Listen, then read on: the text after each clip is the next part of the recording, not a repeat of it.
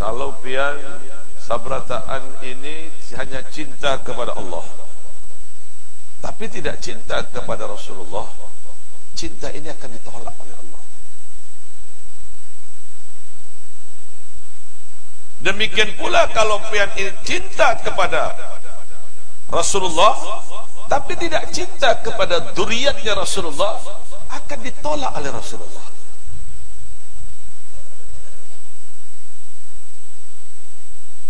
Ahabbullaha lima yaghdukum min ni'amihi. Cintailah Allah karena Allah Ta'ala yang telah memberikan karunia nikmat kepada kalian. Yang memberikan nikmat iman, memberikan nikmat Islam, memberikan nikmat Quran, memberikan nikmat wujudnya Rasulullah, itu Allah. Dan jangan menghinakan Allah.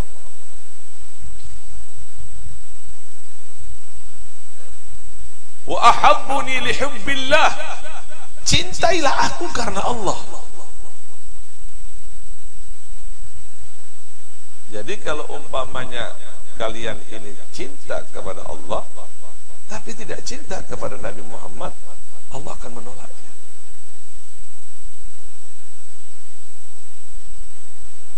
Al-Quran itu menyamakan hukum yang 3 dengan hukum yang 3 di dalam Al-Quran. Yang pertama, yugharinu mahabbatullah mahabbatur rasul. Cinta kepada Allah wajib pula cinta kepada Rasul.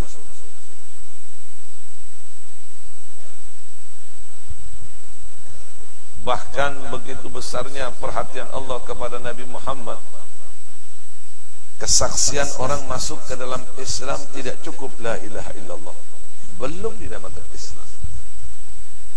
Kalau tidak ada lanjutannya Muhammad Rasulullah. Padahal kalau kita lihat nabi-nabi semuanya itu adalah Islam.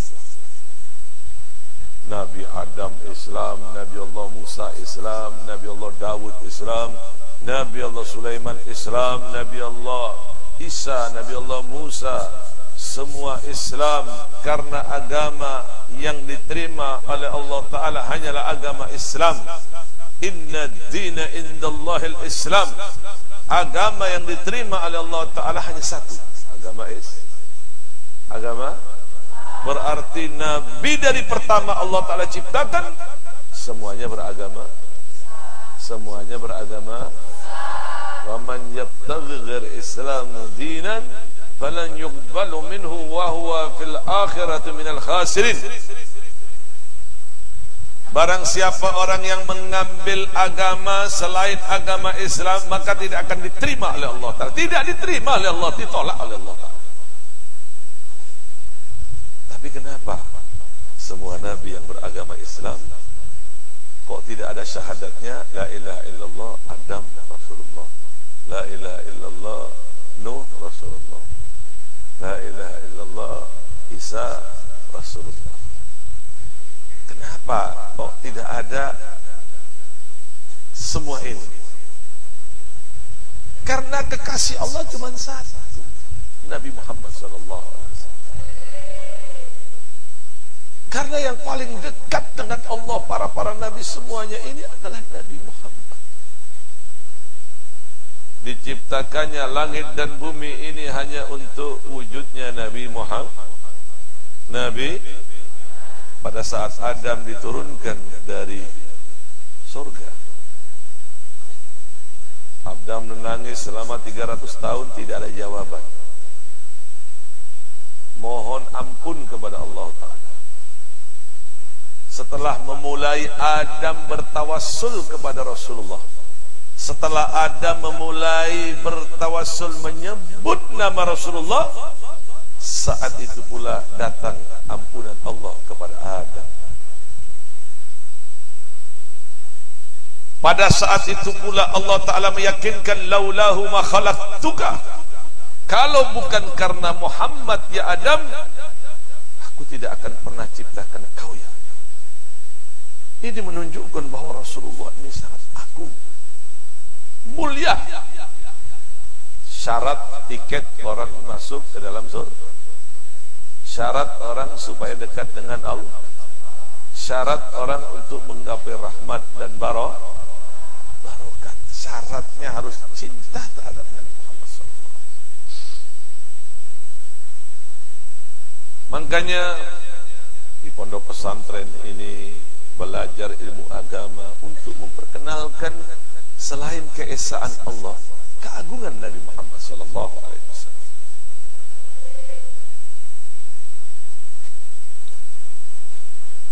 Karena keagungan Nabi Muhammad SAW ini mencangkup segalanya, dan kita diwajibkan untuk mengagungkan Rasulullah. Jangan sesekali ada nama Muhammad itu diletakkan di bawah, jangan. Kalau biar kelihatan ada buku, kelihatan nama Muhammad, angkat, taruh di atas yang ini. Dan tahu itu petinju legendaris Muhammad Ali. Di Amerika itu setiap legendaris selalu memberikan kenangan, tanda tangan dan nama di situ. Salah satunya Michael Jackson, tanda tangan di situ. John Lennon, tanda tangan di situ. Cuman tidak ada tanda tangan dari Muhammad Ali. Kenapa? Muhammad Ali menolak karena nama Muhammad adalah nama Rasulullah. Dia tidak mau nama itu taruh di bawah. Pasti akan dipinjak oleh siapapun orang yang berjalan. Dia tidak mau. Dia mau menandatangani sebagai legendaris dengan catatan nama itu harus diletakkan di atas. Disepakati oleh kelompok tertentu. Semua nama di bawah, cuma satu nama Muhammad Ali berada di atas dengan tanda tangan yang jelas dan nama yang dimuliakan. Artinya memang nama Muhammad ini adalah nama yang mulia. Jangan meremehkan nama Nabi Muhammad. Nanti pada hari kiamat itu orang yang pertama dipanggil itu orang yang bernama Muhammad. Setelah nama Nabi Muhammad SAW. Keagungan Nabi Muhammad ini sangatlah luar biasa, diberikan oleh Allah Ta'ala sangat besar. Sampai-sampai nanti pada hari pertemuan kelak, di hari kiamat kelak, pada masyhad, kerajaan Allah yang ada di samping kerajaan Allah Ta'ala itu hanya satu, Nabi Muhammad SAW.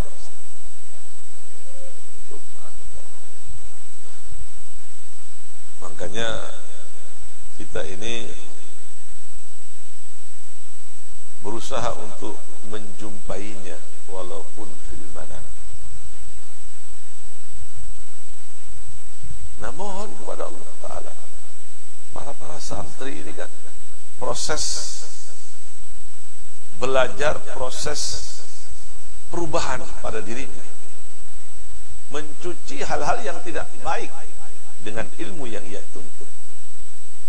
Sifat dengki, sifat maksiat, begitu belajar ilmu agama habis dicucinya menjadi sifat yang mulia, menjadi sifat yang ahli ibadah, menjadi sifat yang cinta, menjadi sifat yang betul-betul kepada Allah Ta'ala dan Rasulnya. Kesempatan untuk bisa berjumpa dengan Nabi Muhammad SAW. Ini kan kalau malam Jumat libur, baca maulid, baca burdah, kemudian istirahat, Jumat libur, setelah burdah selesai, libur. Artinya tidak ada kegiatan sampai setengah sekian. Jadi Tuan Guru tadi menyatakan burdah. Nah, Burda ini isinya apa? Pujian terhadap Nabi Muhammad SAW. Sampai setengah 9, jam 9, yang jangan langsung guring, belajar salawat kepada Nabi Muhammad sebelum guring itu 1000 kali. Ambil air wudhu, kemudian baca salawat. Allahumma salli ala Sayyidina Muhammad wa ala ali Sayyidina Muhammad. Allahumma salli. Kan gak ada apa-apa, sudah besok kan libur. Nah, tidak ada beban. Salawat dulu sebelum tidur, paling kurang lebih 1 jam lah. Allahumma salli ala Sayyidina Muhammad wa ala ali Sayyidina Muhammad. Allahumma salli ala Sayyidina Muhammad wa ala ali Sayyidina Muhammad. Allahumma salli ala Sayyidina Muhammad wa ala ali Sayyidina Muhammad. Ingat, pada saat kalian ini membaca salawat kepada Nabi Muhammad, segala penyakit baik zahir atau batin yang berada di dalam tubuh hati kalian ini akan hilang. Fiha habibul ladzi dzikruhu syifa' lil jarih. Habib Saleh Tanggol beliau mengatakan berselawat kepada Nabi Muhammad itu obat dari segala penyakit. Allahumma shalli ala Muhammad. Allahumma shalli ala Sayyidina Muhammad. Allahumma shalli ala Sayyidina Muhammad. Obat dari segala penyakit. Penyakit apapun akan hilang dengan memperbanyak berselawat kepada Nabi Muhammad sallallahu alaihi wasallam. Ah, ini kesempatan. Begitu kalian melihat wajah Nabi Muhammad, Masya Allah, rindukan. Karena pada akhirnya pula kalian yang merindukan Rasulullah, walaupun bertemu lewat mimpi, kalian nanti pasti akan bertemu dalam keadaan terjaga. Tapi tidak boleh bohong. Orang nggak mimpi dibilang mimpi. Jangan, nggak boleh. Qalil haq walau kana murrah. Katakanlah yang benar walaupun pahit rasanya. Nah,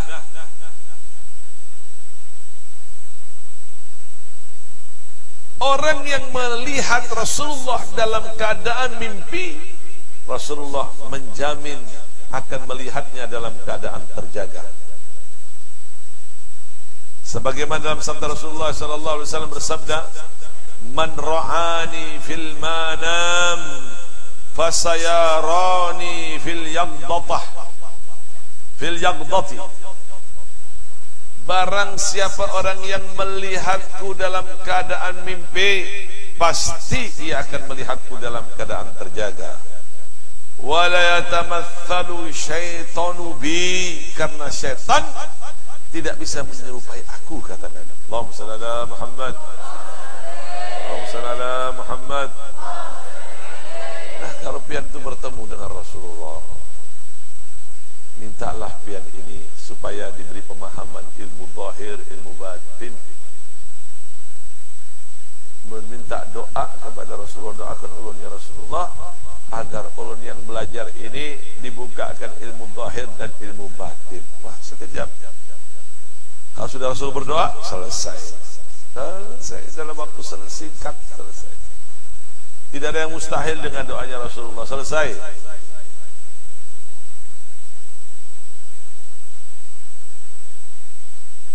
Junaid al-Baghdadi itu bekas preman.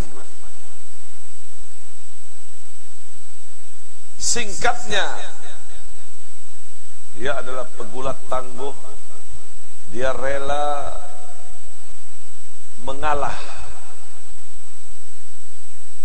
untuk menang kali ini, dikarenakan ada seseorang yang meminta supaya Junaid kalah, dan hadiah itu pun akan diberikan kepada Duryat yang dalam keadaan kelaparan. Junaid al-Baghdadi sanggup dan rela melakukan itu semua. Padahal Junaid pada waktu itu berada di dalam luar biasa, namanya di atas daun.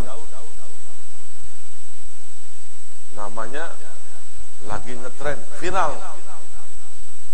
Junaid al-Baghdadi rela mengalah. Pada saat Junaid al-Baghdadi tersebut rela mengalah, dan Junaid al-Baghdadi pada saat itu masuk ke dalam rumahnya dalam keadaan terjaga. Beliau Junaid didatangin oleh Rasulullah sallallahu alaihi wasallam. Ya Junaid, kau membuat aku bangga ya Junaid. Kau membuat aku bangga ya Junaid. Berdoa Rasulullah. Dalam sekejap Junaid al-Baghdadi ini telah menguasai ilmu zahir dan ilmu batin. Artinya prosesnya mesti belajar, walaupun setumat belajar. Karena nggak mungkin tanpa belajar itu nggak mungkin. Mesti belajar walaupun sebentar. Dengan belajar itu dibukakan ilmu zahir, ilmu batin. Dengan belajar itu akan diberikan pemahaman zahiriyah wa batin. Jadi nggak ada kalau ada orang alim, oh lo tidak belajar, oh lo lewat mimpi. Bagaimana lewat mimpi? Oh lo belajar nahwu lewat mimpi, belajar fikih lewat mimpi, belajar Al-Quran lihat mimpi. Coba baca, nggak bisa. Mahlul.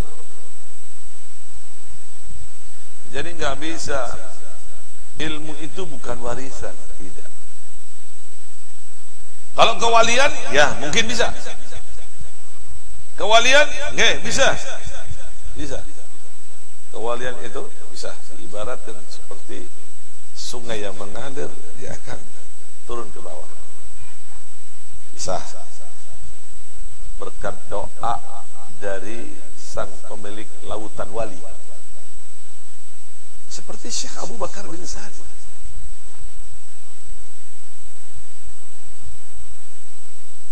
Di mana Syekh Abu Bakar bin Salim ini memberikan kewaliannya kepada anak cucunya. Kalau dilihat ada anak cucunya yang tidak pantas untuk sementara menerima amanat ini, maka rahasia itu diletakkan di tanah Katif. Di situ sejarah tanah Katif itu mengandung rahasianya Syekh Abu Bakar bin Salim.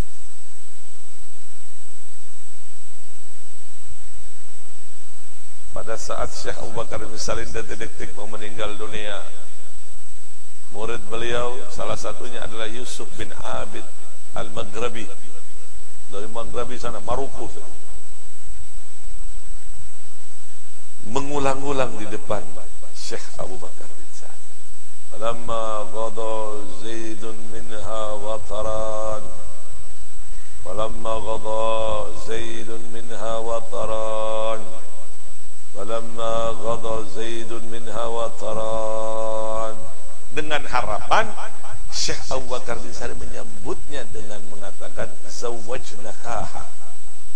Maka semua ilmu batin, ilmu zahir akan masuk meresap ke dalam tubuh Syekh Ma'ruf bin Abdillah, pada tubuh pada Syekh Yusuf al-Maghrabi. Apa jawab Syekh Abu Bakar bin Salim? Ya Yusuf, ilmu yang aku berikan kepada ikam ini penuh dengan barakah. Ilmu yang aku berikan terhadap ikam ini penuh dengan barakah dan sinar yang barakah. Adapun kewalianku, aku akan berikan terhadap anak cucuku. Kalau ada anak cucuku yang tidak mampu, maka aku akan letakkan di taman rumahku, di debu tanah Katif.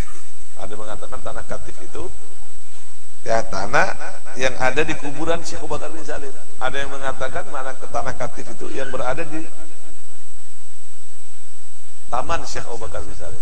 Jadi kalau pian ke depan sedikit itu kan ada tanah itu, ada kerikil kecil ya itu di situ. Ada yang mengatakan seperti itu. Jadi untuk mendapatkan kedudukan mulia supaya Rasulullah mengenal kita, kenalkan diri kita kepada Nabi. Bagaimana Nabi mau kenal dengan kita kalau kita tidak mau memperkenalkan diri kita kepada Nabi? Bagaimana cara mengenalkan diri kita kepada Nabi Muhammad? Memperbanyak berselawat kepada Nabi Muhammad sallallahu alaihi wasallam. Allahumma shalli ala sayyidina Muhammad. Allahumma shalli ala sayyidina Muhammad. Allahumma shalli ala sayyidina Muhammad wa ala ali sayyidina Muhammad. Jadi dengan berselawat kita kepada Nabi Muhammad itu, Nabi Muhammad akan mengenal kita. Di dalam satu riwayat ada malaikat yang kerjaannya itu beronda. Mana beronda tahu? Tahu beronda? Berkeliling. Berkeliling ini tujuannya ingin melihat, mendengar siapakah dari umat Nabi Muhammad yang berselawat kepada Nabi Muhammad sallallahu alaihi wasallam. Begitu dilihat, umpama di pesantren Raudatul Muhibbin ada yang berselawat kepada Nabi Muhammad, didengarkan oleh malaikat. Lalu salawat itu disampaikan kepada Nabi Muhammad sallallahu alaihi wasallam. Khusus salawat itu disampaikan langsung kepada Nabi Muhammad sallallahu alaihi wasallam. Lihat bagaimana keagungnya Rasulullah sallallahu alaihi wasallam. Bagaimana mulianya Rasulullah sallallahu alaihi wasallam. Sampai-sampai sang penguasa jagat raya ini bersalawat kepada Nabi Muhammad sallallahu alaihi wasallam. Allahu akbar.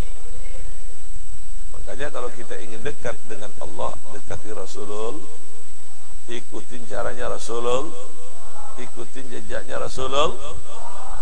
Itu harus. Dulu Mbah Maimun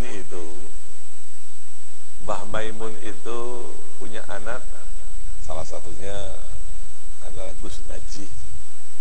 Ya, pertepatan Gus Naji itu kenal akrab kawan. Beliau orang saleh, orang wali min auliyaillah. Orang yang sangat tawadhu Gus Naji itu.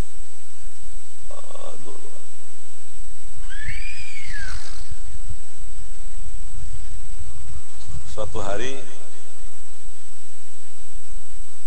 ada satu duriat masuk pesantren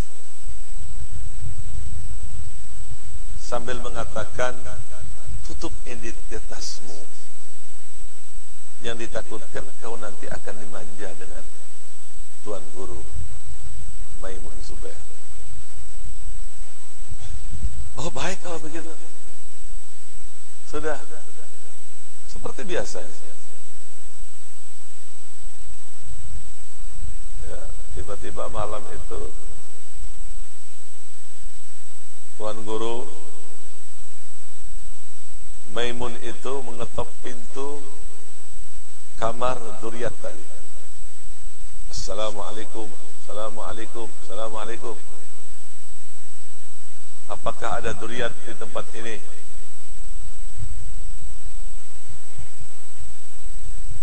Jangan ada yang menutupin lagi. Kalau ada yang menutupin, aku tidak tanggung jawab di hadapan Rasulullah. Masya Allah. Setelah ditanya, dari mana Mbah Maimun tahu? Aku tahu karena Rasulullah datang kepadaku, memberikan kabar, cucuku di tempat ini, cucuku di kamar ini, cucuku di kamar ini. Masya Allah. Allahumma salli ala Muhammad. Allahumma salli ala Sayyidina Muhammad. Waktu itu sempat ulun ini bertanya-tanya, siapakah guru Mbah Maimun ini?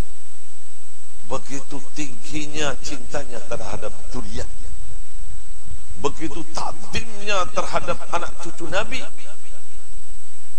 Siapa guru beliau ini? Oh, masih ragu. Tidak mungkin.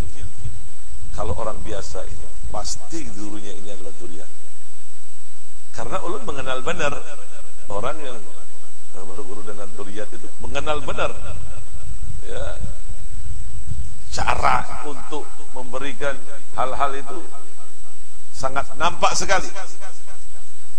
Sampai pada akhirnya ulun mendapat jawaban.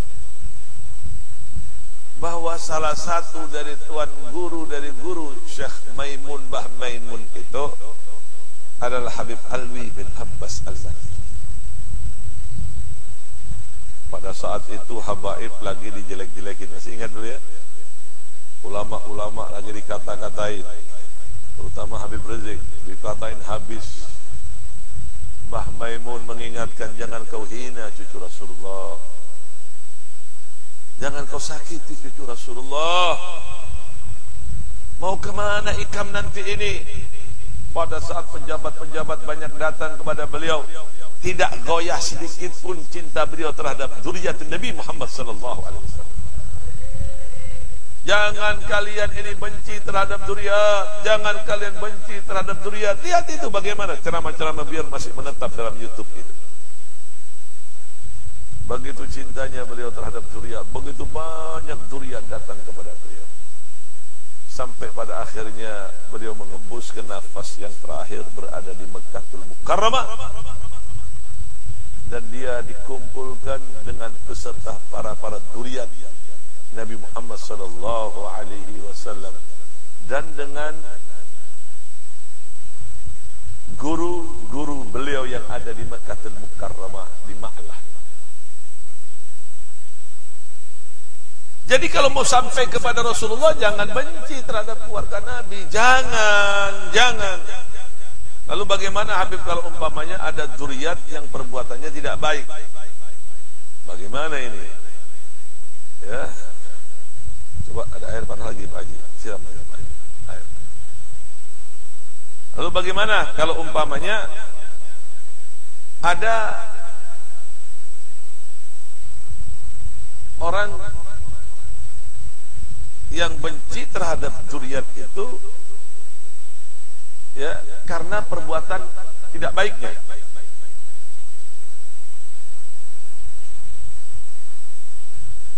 Perhatikan, benci kepada keturunan Nabi itu tidak boleh. Biar orang itu pemegang saham terbesar di pesantren, pesantrennya sampai ribuan, jutaan muridnya, ibadahnya hebat, bangun malam, hafal Qur'annya hebat, nahunya hebat, tapi dia tidak suka, tidak senang terhadap zuriat, neraka tempatnya. Bukan Muhammad, tapi Rasulullah. Rasulullah meyakinkan dengan sumpah bahwa ia ada di dalam neraka.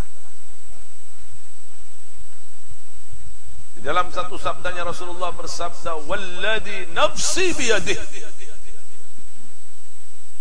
Aku bersumpah demi nyawaku dalam genggaman Allah. La yubghiduna ahadun ahla baiti illa adkhallahu an-nar. Tidaklah orang benci terhadap keluargaku kecuali Allah akan memasukkan dirinya ke dalam neraka jahanam. Jangan kalian dekati kalau ada guru siapapun, kiai kah, yang tidak cinta kepada habaib. Jangan didekati, jangan duduk dengan mereka. Ingat, sekarang ini di Indonesia ini proses Islam mau dihancurkan. Hati-hati. Caranya, dimasukkannya beberapa orang yang mengaku zuriat. Ini ketangkap di Jakarta, ketangkap di Bogor, ketangkap. Ada yang mengaku Al-Attas, ada yang mengaku Al-Kaf, ada yang mengaku bin Syekh Abu Bakar. Pada akhirnya ketemu, karena di dalam catatan Robitoh itu tidak bisa dibohongi, nggak bisa dibohongi itu. Nasab itu nggak bisa dibohongi. Sekarang ini orang mengaku Al-Idrus, dilihat dalam nasab. Gak ketemu, bohong ini. Nah sekarang ini lagi ngetren di Jakarta. Alhamdulillah para habaib juga tidak diam menangkapin mereka yang mengaku zuriat. Ini adalah proses-proses untuk menghancurkan Islam, mau diliberalkan Islam, dibebaskan begitu saja. Hati-hati, hati-hati di era ini, hati-hati. Jangan mengatakan tidak, hati-hati. Makanya Islam harus bersatu, hati-hati. Islam harus bersatu. Para tuan guru wajib berpolitik nanti tahun 2024. Kalau ada yang mengatakan jangan berpolitik, kenapa? Kalau ada tuan guru nggak boleh berpolitik. Memang yang harus berpolitik itu bajingan, penjahat, pemabok, koruptor. Apakah mereka yang harus berpolitik? Orang yang baik-baik tidak berpolitik. Justru mereka haram masuk dalam politik. Karena dengan adanya mereka itu merusak tatanan Islam. Begitu mereka masuk ke dalam DPR, mereka yang anti mengatakan mereka adalah yang mengatakan bahwa dia adalah orang yang membela Islam, padahal tidak, perilakunya tidak bagus. Kemudian DPR sarananya di dalam ini sebagai barometer dari semuanya, akan memberikan masukan supaya pelajaran madrasah, pedai ditiadakan. Akhirnya seperti itu. Ini Indonesia ini dalam proses, hati-hati loh, kasih ketahui kan seberapa, hati-hati. Indonesia ini sudah mengarah ke situ.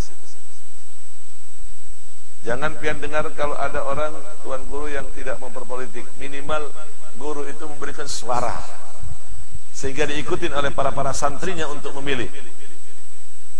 Makanya ulun salut sekali dengan beberapa pesantren yang hebat luar biasa, memerintahkan muridnya milih ini, milih ini, milih ini. Bukan berpolitik, ditunjukkan nih yang bagus, ini jangan, ini pengkhianat.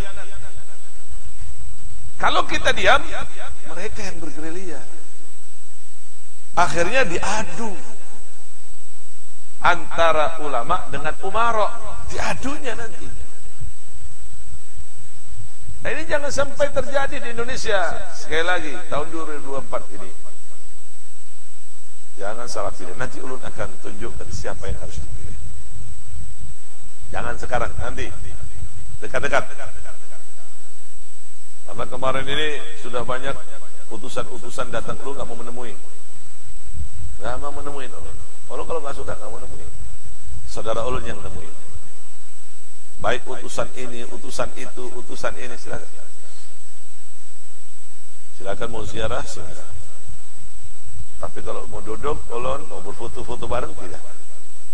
Karena ulun tahu nanti akan diviralkan. Nanti dikasih tahu, wah telah datang ini Habib Mohdar, sudah datang bersembunyi ke situ, sudah izin, sudah apa? Nggak ada izin, nggak ada apa. Ini politik ini tidak mengenal halal haram. Halal haram nggak mengenal politik itu. Tapi pada saat Islam mencampur adukkan politik di dalamnya, maka politik akan menjadi santun. Politik akan menjadi beradab. Politik akan menjadi mulia. Politik akan menjadi mulia agung apabila dibekali dengan keislaman. Makanya kita lihat bagaimanakah di atas itu brutal, na'udzubillah min dahlik, karena tidak dicampurkan antara politik dengan Islam. Maka tidak segan-segannya penguasa kita ini di era ini menyatakan jangan campur adukkan Islam dengan politik. Mereka takut. Nah, kita umat Islam jangan terpancing itu, jangan. Nanti dekat-dekat harus kita ini rapatkan barisan. Jangan diam. Diamnya kalian itu tidak menyelesaikan masalah di Indonesia ini. Ini kesempatan tahun 2024 untuk memberikan suara kepada pemimpin yang satu dapat menyelamatkan Islam, dapat menyelamatkan NKRI, dapat menyelamatkan kedaulatan bangsa. Ingat, tahun 2024 ini bukan masalah kepemimpinan yang harus kalian ini perhatikan, Tapi ini masalah bangsa, masalah kedaulatan bangsa Indonesia. Jangan menyesal nanti kalau pian diam saja mengikuti mereka-mereka ini karena uang. Tahun 2030 Indonesia akan berubah Indochina. Indochina. Hati-hati, ini serius. Kami kan nggak ngerti apa-apa, nggak ngerti politik, nggak ngerti. Umpat aja ke orang yang mengerti. Hati-hati. Ini proses ke situ sekarang. Jebakan-jebakan Batman ini luar biasa di dalam. Indonesia ditaklukkan ini dengan Cina nantinya. Ini kalau pian seberataan ini diam, bukan dengan perang, tapi dengan strategi jebakan. Sebagaimana Cina itu menyebab negara-negara lain. Uyghur, Angola, lihat di Angola, kasih pinjam sama Cina. Berapapun dikasih sama Cina. Dikasih sama Cina. Berapa yang dibutuh dikasih sama Cina. Tapi dia minta jaminan. Ikam berhutang lawan aku, jaminannya apa? Ya, orang jaminkan negara ini lawan aku. Ya sudah. Oh, Cina paling senang itu. Dia melirik dengan mata licik. Naikkan bunga, naikkan harga ini, naikkan harga. Begitu bunga itu naik, kelabakan. Ampun. Ikam mau aku rebut ini secara paksa, atau Ikam ini mau bergabung lawan aku mau bergabung lawan pian. Sudah, ikutin aturan. Tiadakan Islam, hancurkan Islam, jauhkan Islam dari politik, gunakan kekerasan. Itu terjadi di Uyghur, di Angola, sudah proses di Indonesia. Boleh kasih tahu pian, jangan hahaha aja. Kalau dikasih tahu macam onta tertawa begitu. Sudah tahu negaranya sudah mau hancur, ketawa-ketawa aja, mau hancur di negara ini. Nah, Indonesia dalam jebakan sekarang. Kereta api antara Jakarta Bandung itu jauh. Hutang, siapa yang mau naik? Satu, hutang bunganya besar. Kedua, pegawainya harus dari Cina, logistiknya dari Cina, bahannya dari Cina. Jadi Cina menghutangi, Cina juga mendapat keberuntungan berapa kali lipat. Pemimpin kita nggak ngerti apa-apa begitu, pelonga-pelongo aja kerjaannya, nggak ngerti apa-apa, imbasnya kepada rakyat. Ini pian harus ngerti, belajar pandai. Ingat, belajar ilmu agama itu penting. Babus sholah penting, babus zakat penting, nahu penting. Sesekali pian lihat negara pian ini sudah hampir karam. Sesekali urusan negara ini wajib dilihat, dipahami. Ini di ibarat perahu sudah mau karam. Untungnya ada ulama-ulama ini. Sekarang ulama-ulama ini mau difitnah terus.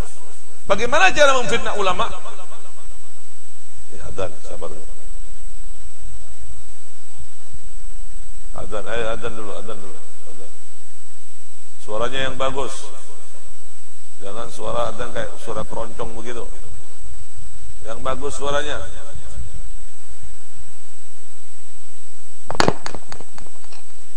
Jangan suara-suara kayak orang minta sumbangan begitu. Yang nyaman suaranya. Allahu Akbar.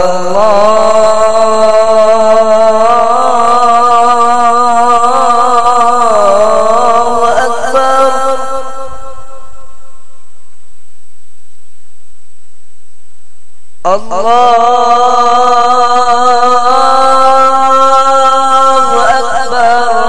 Akbar.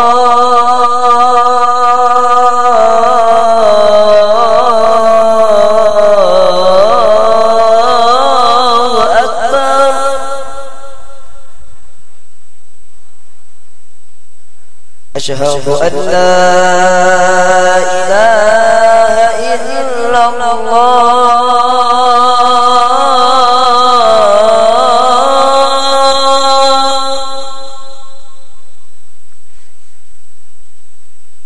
أشهد أن لا إله إلا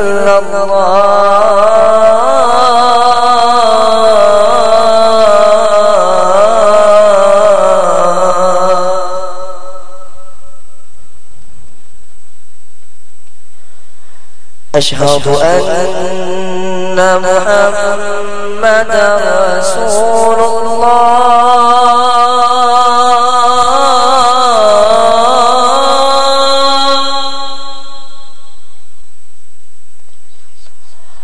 أشهد أن محمدا رسول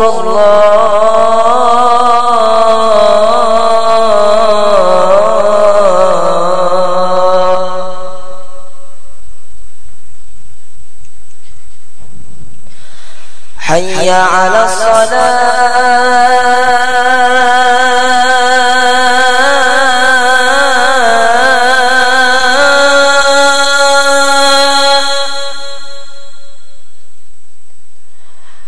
حي على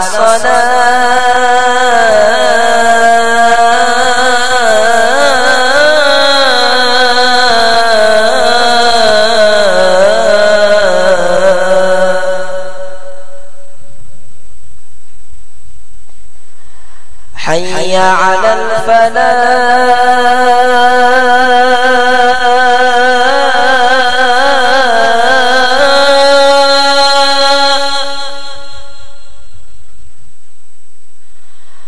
حي على الفلاح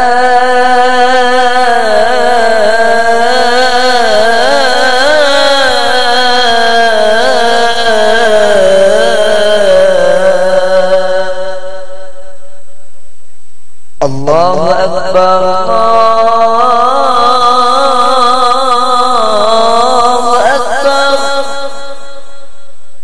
لا إله إلا الله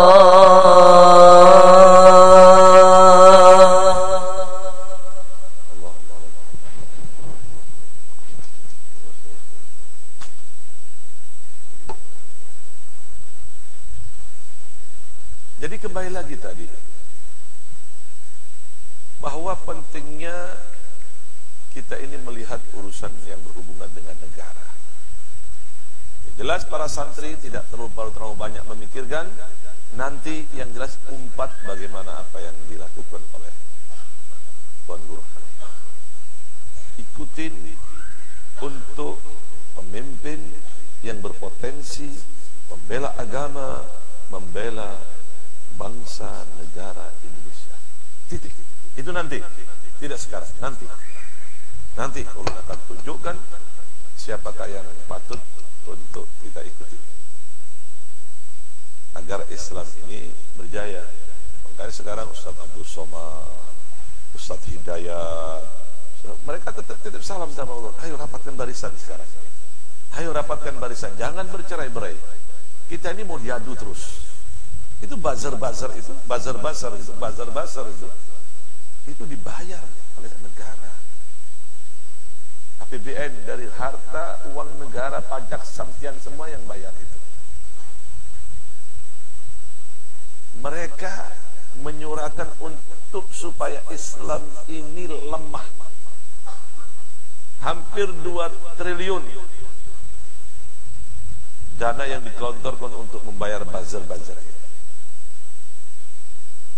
Alhamdulillah ada perlawanan, dan sekarang ini alhamdulillah juga ada seorang yang misterius. Siapa namanya? Siapa panggilannya? Siapa? Luar biasa, dia dapat membuka data-data pejabat. Itu datanya Jokowi dibuka semuanya. Yang memerintahkan tahun 2024 nanti perpanjangan 2 tahun, kalau tidak tembak aja. Kejadian di sini dibuka semuanya. oleh seorang yang misterius. Ya, Cyber Army, pasukan dari alam gaib. Satu orang ini luar biasa, membela terhadap Islam. Sampai identitas Abu Janda itu di mana kita tidak tahu, dibuka sama dia. Ya, ini keuangan negara dibuka sama dia, hebat. Tidak pernah terjadi seperti ini kecuali dua orang yang perlu lihat. Satu di Aljazair dihukum mati. Karena waktu itu dia mengambil keuangan Amerika sekian-sekian ratus triliun. Nah, ketahuannya itu pada saat ingin membantu Palestina, dia bantu banyak langsung ke rekeningnya Hamas itu. Curiga.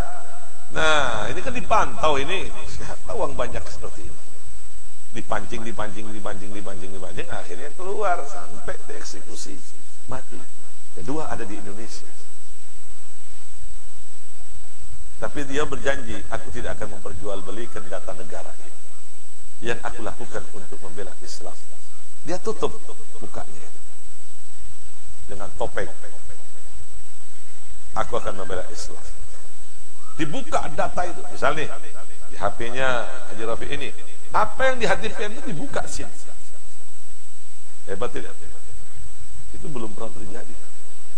Data negara jebol juga. Kalau sini mau berbuat jahat, keuangan negara habis kena dia. Nggak mau dia. Khusus untuk membela Islam. Jadi ditunjuk-tunjukin aja. Ini datanya Jokowi, ini datanya ini. Ini maksudnya begini, ini ucapan-ucapan dari ini begini, supaya umat Islam hati-hati. Bahkan Abu Janda pun tidak lepas dari dibuka datanya.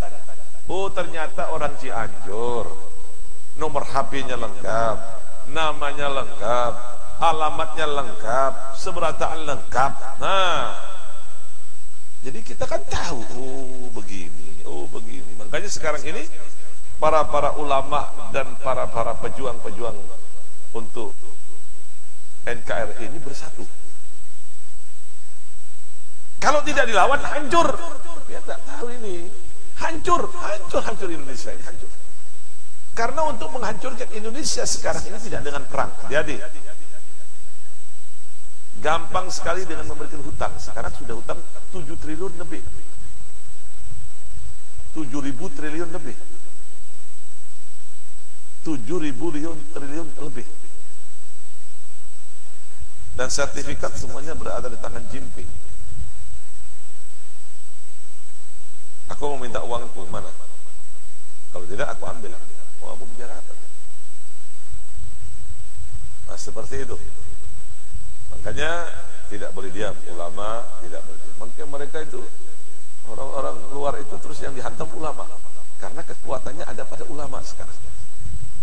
Dan Allah utarakan begini bukan berarti mau fitnah. Jaga-jaga, harus hati-hati dan membuat pergerakan.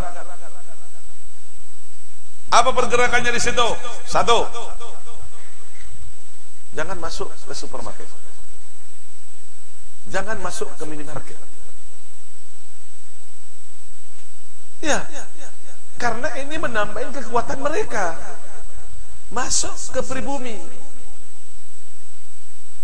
Walaupun lebih mahal sedikit, masuk ke pribumi. Karena kalau pian beli ke Indomaret, Alfamaret, itu lari keuangan, keuntungan itu untuk mereka, untuk memerangi Islam. Ini pian biar tahu. Beli ke pribumi, ke warung-warung, kemanakah, tempat-tempat punya pribumi, pian masukin di situ, nggak apa-apa. Walaupun lebih mahal sedikit nggak masalah. Untuk mengadakan perlawanan terhadap oligarki ini. Stop pembelian terhadap aset asing. Selesai. Jadi itu pengajian selanjutnya sanggunya sangat panjang sekali, pembahasan tentang Maulid Nabi Muhammad SAW. Yang paling jelas, peringatan itu adalah bentuk tasyakuran kepada Allah. Jangan sampai di pesantren ini hanya diadakan ramai di pesantren saja, sementara para murid-muridnya diam. Lakukan semampu pian. Kalau umpamanya mau memberi makanan teman pian 1 Indomie, 2 Indomie, ayo aku lagi sekarang lagi ihtifal bangga dengan lahirnya Rasulullah, sini ayo makan bareng, ayo kita lagi ini. Bagi mereka yang tidak mampu berselawat kepada Nabi, Allahumma salli ala Sayyidina Muhammad wa ala Sayyidina Muhammad, Allahumma salli ala Sayyidina Muhammad wa ala Sayyidina Muhammad, Allahumma salli ala Sayyidina Muhammad wa ala Sayyidina Muhammad. Kenapa engkau melakukan ini? Aku menyambut hari kelahiran Nabi dengan berselawat kepada Nabi Muhammad sallallahu alaihi wasallam. Karena aku mengeluarkan duit kadada, mengeluarkan ini kadada, hanya dengan berselawat. Sampai juga innamal a'malu binniyat. Wallahu a'lam. Mudah-mudahan bermanfaat wal barakah. Subhanaka Allahumma bihamdika asyhadu an la ilaha illa anta astaghfiruka wa atubu ilaik. Subhanaka Allahumma bihamdika asyhadu an la ilaha illa anta astaghfiruka wa atubu ilaik. Subhanaka Allahumma bihamdika asyhadu an la ilaha illa anta astaghfiruka wa atubu ilaik. Subhana rabbika rabbil izzati amma yasifun, salam ala mursalin, alhamdulillahi alamin. Pengajian selanjutnya bulan depan insyaallah jatuh pada tanggal 22 Oktober untuk wilayah Bati-Bati dan Prehari. Sekali lagi, tanggal 22 Oktober. Doakan ulun panjang umur, sehat wal afiyah. Ulun akan doakan dan seberatan sehat wal afiyah, panjang umur. Terutama Guru Hamidan, Bapak Haji Rafi juga mudah-mudahan diberi panjang umur, sehat wal afiyah, dan dijauhkan dari bala, dari musibah Allah. Al-Fatihah.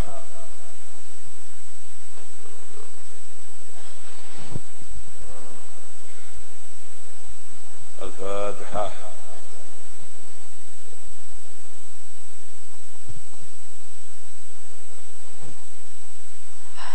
Al-Fatihah.